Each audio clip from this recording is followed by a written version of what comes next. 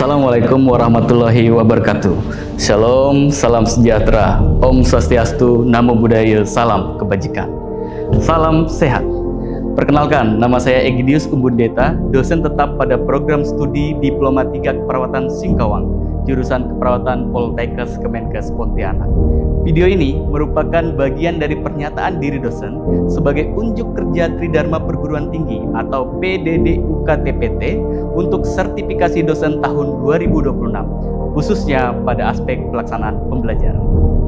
Pada kesempatan ini, saya akan memperkenalkan secara singkat pelaksanaan pembelajaran pada mata kuliah keperawatan gawat darurat yang saya ambil. Mata kuliah ini memiliki bobot 2 SKS praktik sesuai kurikulum 2024 dan dirancang untuk membekali mahasiswa dengan pengetahuan, keterampilan, serta sikap profesional dalam memberikan asuhan keperawatan pada kondisi kegawat daruratan secara cepat, tepat, aman, dan berorientasi pada keselamatan pasien. Capaian pembelajaran mata kuliah ini meliputi kemampuan mahasiswa dalam memahami konsep perawatan gawat darurat, menerapkan proses asuhan keperawatan pada kondisi kegawat daruratan, serta mendemonstrasikan keterampilan dasar pertolongan pertama dan tindakan kegawat daruratan sesuai standar praktik profesi keperawatan.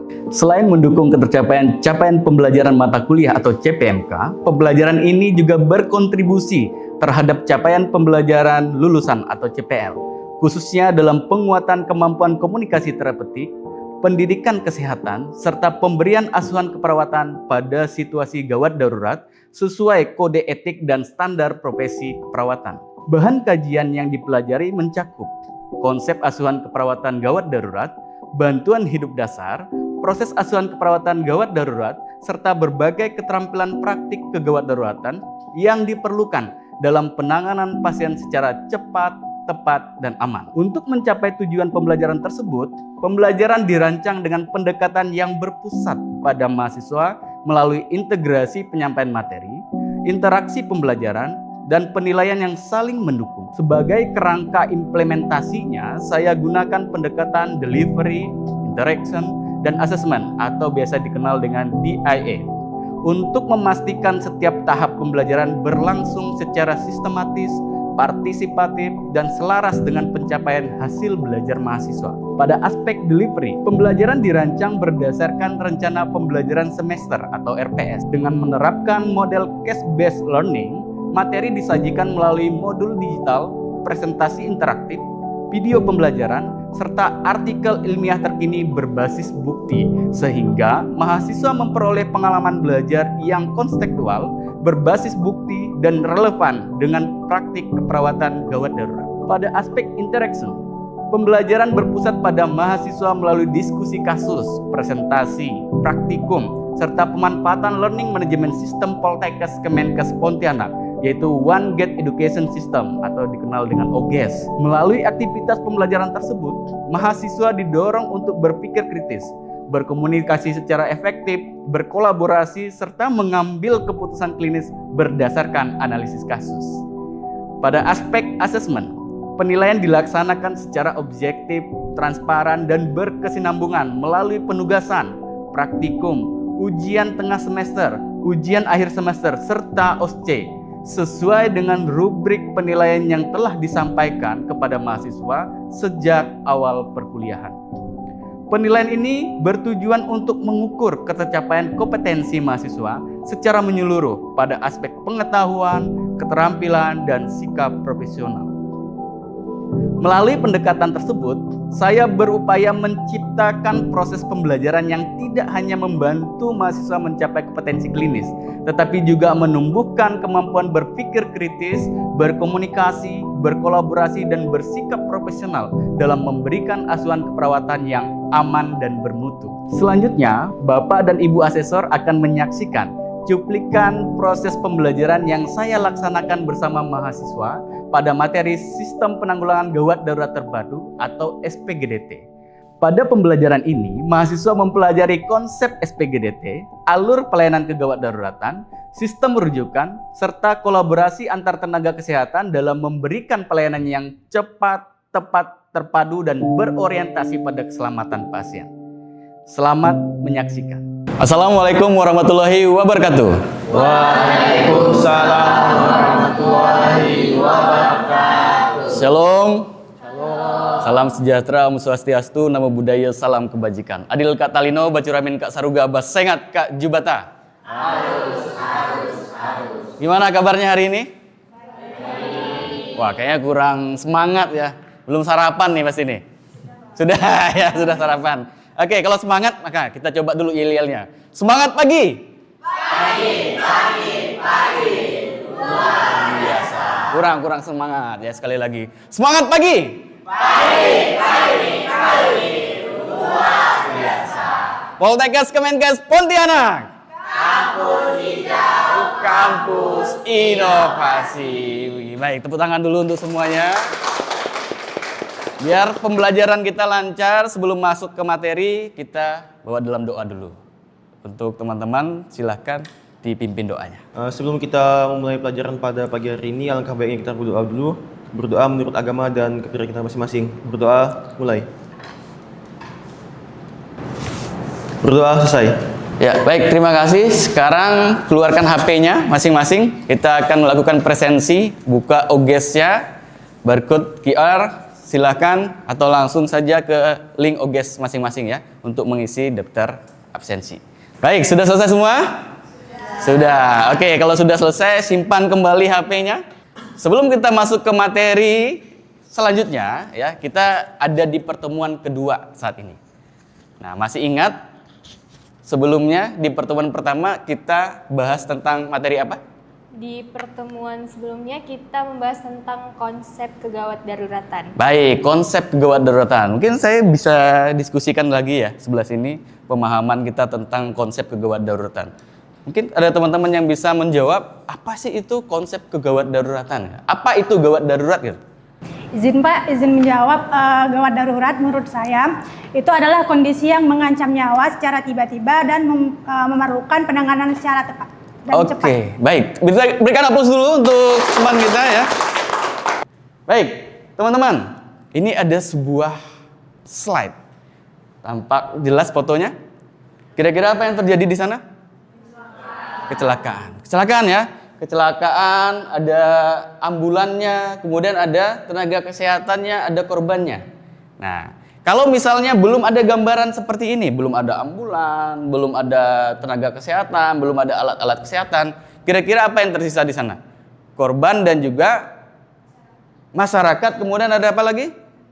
Kendaraan.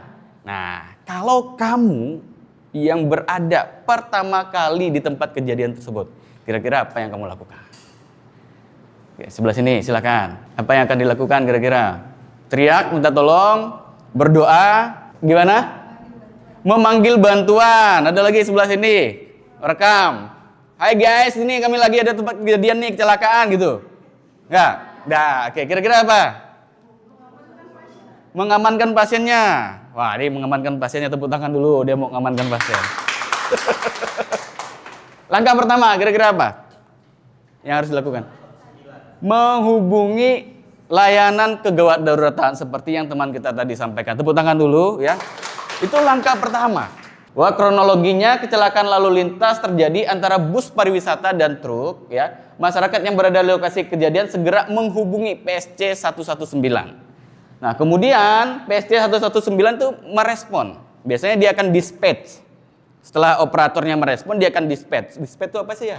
Dispatch itu memberikan penugasan kepada ambulan gitu ya, memberikan penugasan kepada ambulan agar ambulan tersebut pergi ke lokasi kejadian. Nah, ini secara konseptual kita bisa pelajari bahwa pentingnya kita mempelajari SPGDT. Gitu. Siapa tadi yang tahu kondisi awalnya? Yang mengetahui bahwa itu terjadi kecelakaan siapa? Masyarakat, bukan orang PSC-nya. Gitu. Maka masyarakat harus diedukasi agar berita ini sampai ke PSC. Jadi PSC segera melakukan respon untuk menurunkan tenaga kesehatan. Nah, kita akan bahas nih. Kita akan bahas sama-sama. Teman-teman, di sini kita brainstorming dulu. Apa masalah utama kira-kira yang terjadi di sini?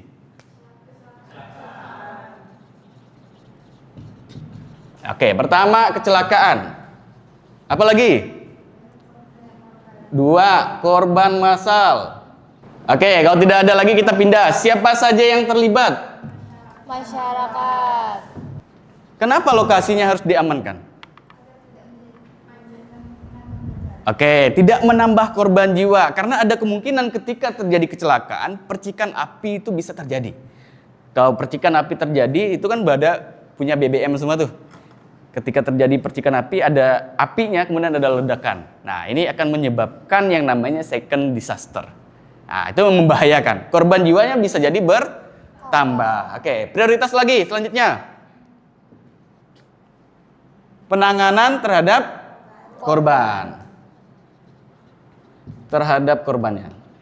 Kita lanjutkan. Yang keempat, gimana sih kira-kira alur penanganannya? Pada saat kejadian, kejadian. Gimana alur penanganannya? Berarti harus ada yang melapor. Berarti dimulai dari masyarakat, kemudian melapor ke PSC. PSC 119 kemudian mendispatch ke ambulan. Kemudian ambulannya datang ke TKP. Di TKP ngapain? Penanganan dengan dimulai dengan triase. Oke, triase. Kemudian dilanjutkan ke rujukan. Nah, inilah alur yang bisa kita pelajari ketika SPGDT itu kemudian berjalan. Nah, kalau misalnya terjadi kondisi kecelakaan atau ada korban jiwa dengan alur yang seperti ini, kira-kira kita punya waktu yang banyak nggak untuk menyelamatkan korban? Ada kemungkinan kan bisa untuk memberikan keselamatan kepada si korban. Maka nanti kita akan bicara tentang prinsip dari SPGDT. Oke, tepuk tangan dulu untuk kita semua. Baik. Selanjutnya kita masuk ke pembagian kelompok. Kita diskusi dulu ya. Kita bagi kelompok. Silakan dihitung. Kelompok 1 sampai 4. Hitung 1 sampai 4. 1, 2, 3, 4. Nah, kita bagikan tugas untuk kelompok 1. Ya, kelompok 1 nanti menganalisis kondisi korban. Kelompok 2 analisis penerapan SPGDT-nya. Kelompok 3 nanti analisis koordinasi antar lintas sektornya. Koordinasi. Kelompok 4 analisis peran perawatnya. Nanti teman-teman akan presentasi 5 menit. Kelompok 1 nanti akan ditanggapi kelompok 2, kelompok 2 ditanggapi kelompok 3, kelompok 3 ditanggapi kelompok 4, kelompok 4 presentasi ditanggapi kembali kelompok 1. Setelah itu nanti kita akan simpulkan. Duduknya dekat aja. Ya, lebih dekat, ya, lebih bagus ya. Gimana, ada kesulitan? Ya, kayak alot sekali diskusinya ya. Oke, baik teman-teman sekalian, waktunya sudah habis ya, kita hitung mundur sama-sama. Ya, 3, 2, 1. Oke, tepuk tangan dulu semuanya. Baik, kita masuk ke presentasi masing-masing kelompok. Kesempatan pertama, kelompok mana dulu nih? 3. Boleh aja kelompok yang udah siap ya. Izin Pak, kami dari kelompok 1 ingin mempresentasikan hasil yang sudah kami dapatkan. Baik, silakan. Oke. Baik, di sini kami kelompok 1 ingin mempresentasikan apa yang sudah kami dapatkan dari soal, yaitu yang pertama adalah analisis kondisi korban. Yang pertama, hasil analisis yang kami dapatkan atau temukan, terdapat 18 korban dengan tingkat cedera yang berbeda-beda, teman-teman, dari kasus. Nah, teman-teman, yang bisa kami simpulkan dari kelompok 1, yaitu korban harus mendapatkan prioritas penanganan sesuai dengan tingkat kegawatannya, agar angka kematian dan kecacatan dapat diminimalkan di dalam kondisi ini. Mungkin itu saja, terima kasih. Oke. Baik Pak, sudah selesai. Kita dengarkan tanggapan dulu dari kelompok 2 ya, tanggapan dari kelompok 2. Izin Pak, saya dari kelompok 2 izin menanggapi kelompok 1. Alur dari yang telah disampaikan oleh kelompok 1 sesuai dengan yang kami diskusikan juga Pak. Ada lagi? Sudah tidak ada Pak. Oke, baik, tepuk tangan dulu untuk semuanya. Iya. Tadi catatan-catatannya terkait kemungkinan kasus yang ada, itu berarti sesuai dengan triase yang tadi kita sempat lihat. Ya, triasenya ada warna merah, kuning, dan hijau. Hitam nggak ada ya? Ada. Jadi ada kemungkinan-kemungkinan yang harus segera dibawa dan evakuasi ke rumah sakit. Selanjutnya kita ke kelompok 2. Izin Pak, kami dari kelompok 2 akan mempresentasikan untuk analisis penerapan SPGDT. Oke, baik, silahkan. Jadi untuk berdasarkan kasus yang telah disampaikan tadi, pertama yang akan kita lakukan yaitu terjadinya kecelakaan. Kemudian masyarakat akan melapor kepada PSC 119. Setelah dilapor ke PSC 119, PSC akan mengaktifkan ambulan terdekat.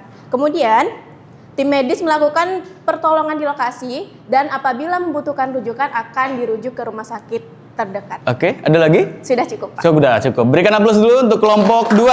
Kelompok 2. Sekarang kita masuk ke tanggapan dari kelompok 3. Silakan kepada rekan dari kelompok 3 untuk memberikan tanggapan. Baik Pak, izin kami dari kelompok 3 ingin menanggapi.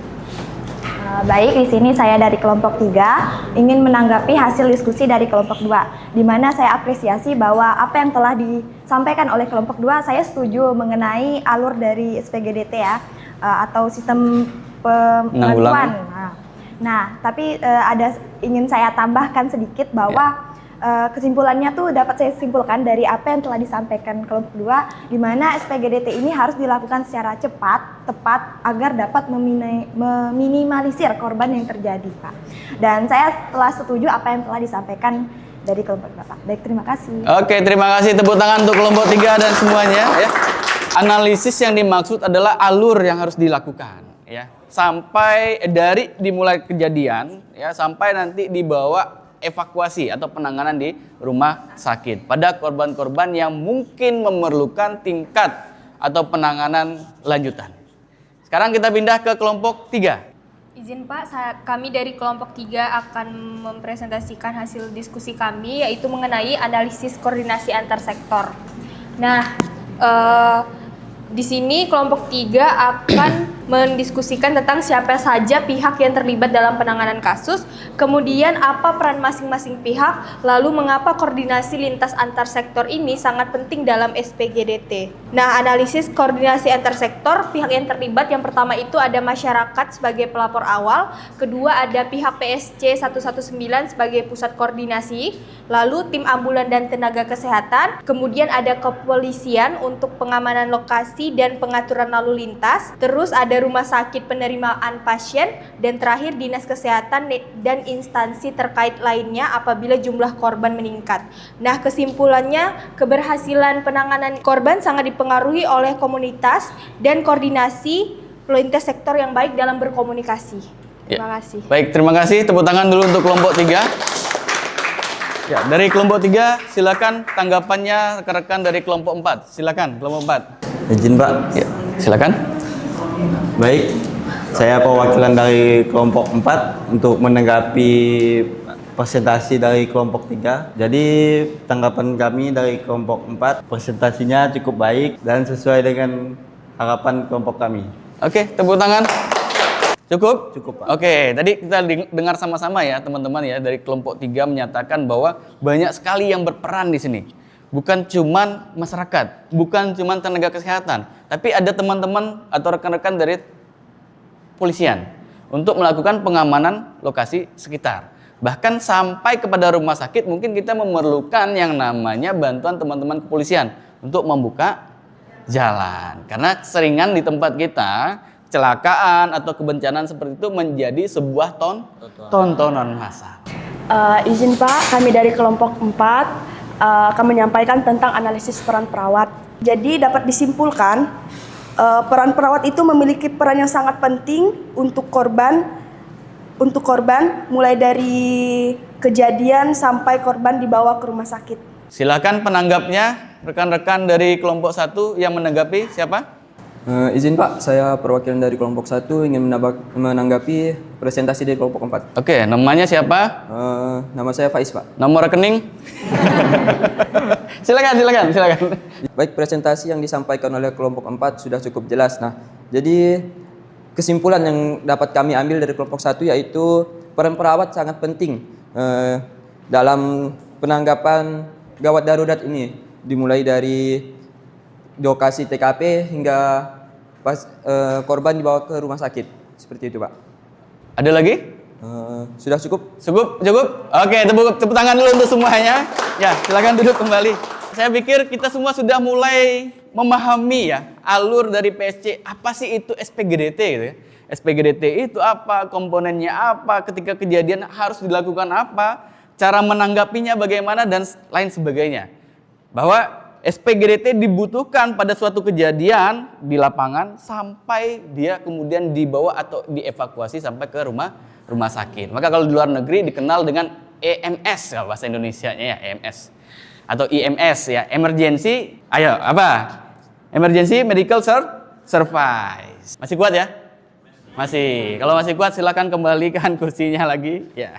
Baik, teman-teman sekalian, tadi kita sudah membahas, sudah brainstorming, sudah membahas kasus berdasarkan kelompok. Ini berdasarkan persepsi dan pemikiran teman-teman semua ternyata sudah mulai nih kita masuk kepada poin pemahaman tentang apa itu SPGDT. Kita akan bicara tentang komponen dari sistem penanggulangan gawat darurat terpadu. Tadi kita udah berdiskusi, masing-masing kelompok sudah menyampaikan. Ternyata apa sih komponen-komponen yang ada di dalam SPGDT itu sendiri? Nah, yang pertama adalah masyarakat. Kira-kira kenapa kok masyarakat? Pelapor awal, ada lagi kira-kira? Karena berada di lokasi kejadian. Itu yang nanti akan melaporkan. Siapa, kemana dia akan melaporkan? Ke PSC atau ke layanan gawat darurat. Setelah masyarakat maka ada PSC ini sebagai instansi. Dari PSC ada ambulan. Kenapa harus ada ambulannya? Karena harus ada kendaraan yang dikirim ke lokasi kejadian. Itu yang dikatakan dispatch, ya, pemberian wewenang, pemberian informasi. Nah, nanti siapa yang memberikan wewenang dan informasi? Yang menugaskan operator. Operator yang tadi dihubungi oleh masyarakat. Nah, setelah itu nanti ketika sudah dilakukan di lokasi kejadian penanganannya, maka dia harus bekerja sama dan berkoordinasi dengan rumah sakit sekitar. Untuk apa? Untuk menyiapkan tempat rujukan, ya, tempat rujukan, ya, rujukannya. Kenapa tempat rujukan itu perlu? Mungkin saja dari berbagai kondisi pada pasien tadi atau korban tadi perlu penanganan berkelanjutan, ya. Selanjutnya, di sini ada yang namanya NCC, ada PCC ya, PCC atau NCC, ada ini. Ada National Command Center, ini bukan public safety ya, tapi ini adalah provinsi, ya, provinsi. Kemudian alur komunikasinya harus dibangun. Alur komunikasinya, transportasinya, SDM-nya, dan sistem rujukan yang harus matang dan diintegrasikan dengan semua layanan, gitu ya. Sehingga ketika kejadian itu semua sudah bisa untuk melakukannya dengan baik, gitu ya, mengimplementasikannya. Baik, dari sistem ini ada yang mau ditanyakan? Silakan. Izin Pak, saya ingin bertanya. Pak, kan kita sudah berbicara tentang PSC, NCC dengan PCC. Ya. Nah, yang ingin menjadi pertanyaan saya adalah apa perbedaan dari ketiganya? Mungkin itu saja. Oke, pertanyaannya bagus. Tepuk tangan dulu untuk saudara kita Aret ya, Aret. PSC, ada PCC, ada NCC. Nah, Kementerian Kesehatan kemudian membuat atau membentuk turunan yang melaksanakan dan menjalankan SPGDT. Nah, PSC 119 atau PSC, kita katakan Public Safety Center, itu adanya di levelan kabupaten kota. Nah, sementara PCC itu adalah provinsi, level skalanya lebih tinggi dari PSC. Kalau PCC ini tadi levelnya provinsi. Nah, sifatnya lebih banyak ke pemanfaatan monitoring dari PSC yang ada. NCC itu apa? National Command Center. Nah, levelnya ada di skala nasional. Ada di mana? Di ibu kota, gitu. Nah, ini sebagai pemegang komando besarnya dari PCC dan PSC. Jadi semua data yang terjadi di lapangan itu dilaporkan dari PSC ke PCC, kemudian diteruskan ke NCC. Kurang lebih seperti itu, ya. Nah, ini teman-teman merupakan peran kita. Yang diharuskan adalah punya kompetensi yang baik dalam penanganan kegawat daruratan, sifatnya cepat, tepat, terintegrasi, dan juga berkualitas.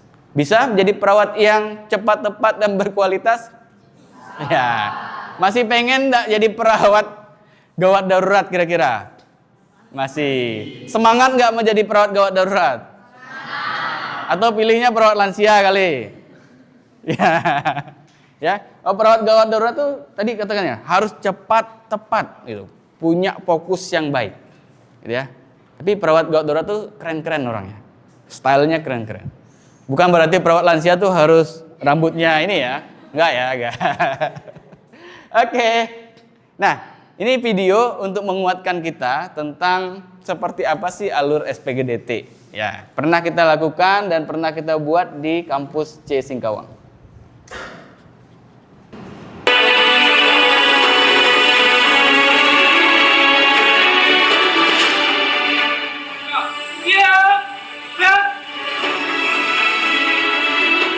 Ini kebetulan pada saat proses sampai pelatihan. di situ nanti ditangani Jadi di ada lokasi apel aman, siaga dulu. karena stabilisasi itu dilakukan di lokasi aman, bukan di lokasi kejadian. Kita buka secara resmi bersama-sama dengan mengucapkan basmalah.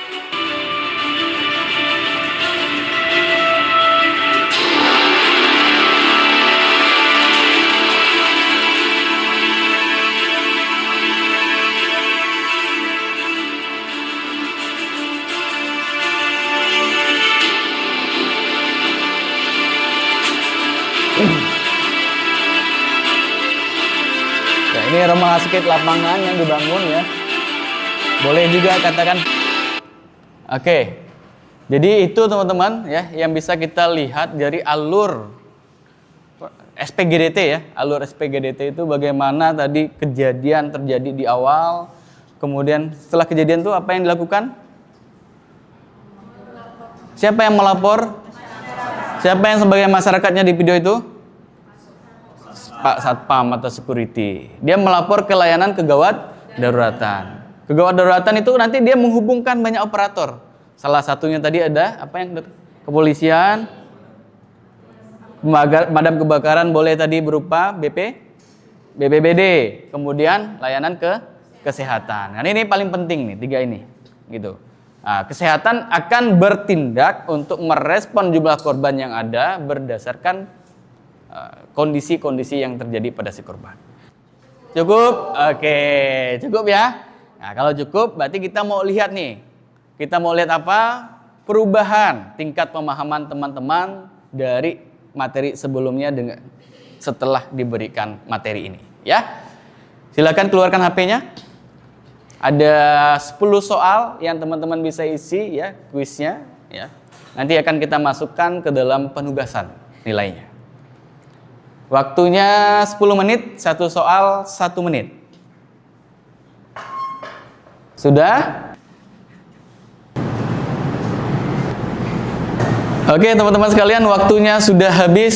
Silakan dikemasi HP-nya, barang-barangnya. Ya, saya ucapkan terima kasih ya untuk kebersamaan kita pada materi kali ini. Mudah-mudahan materi ini mudah untuk dipahami ya, bisa untuk diterapkan. Dan kemudian lebih pentingnya nanti bisa menjawab pada saat ujian berlangsung ya. Oke, sekali lagi tepuk tangan dulu untuk kita semua.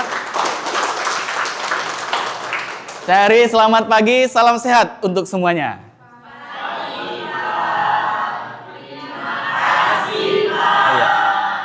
Demikian paparan dan cuplikan pelaksanaan pembelajaran yang saya laksanakan. Saya menyampaikan terima kasih dan penghargaan yang sebesar-besarnya kepada Bapak dan Ibu Asesor atas waktu, perhatian, dan masukan yang diberikan dalam proses sertifikasi dosen ini. Ucapan terima kasih juga saya sampaikan kepada Panitia Sertifikasi Dosen tahun 2026 serta pimpinan seluruh sivitas akademika Poltekkes Kemenkes Pontianak atas dukungan dan fasilitas yang diberikan selama proses sertifikasi dosen. Semoga saya dapat terus meningkatkan kualitas pelaksanaan Tridharma Perguruan Tinggi, khususnya dalam menyelenggarakan pembelajaran yang bermutu, berpusat pada mahasiswa, dan berorientasi pada pencapaian pembelajaran. Terima kasih. Wassalamualaikum warahmatullahi wabarakatuh. Shalom, salam sejahtera. Om Santi Santi Santi Om, Namo Buddhaya, salam kebajikan. Salam sehat.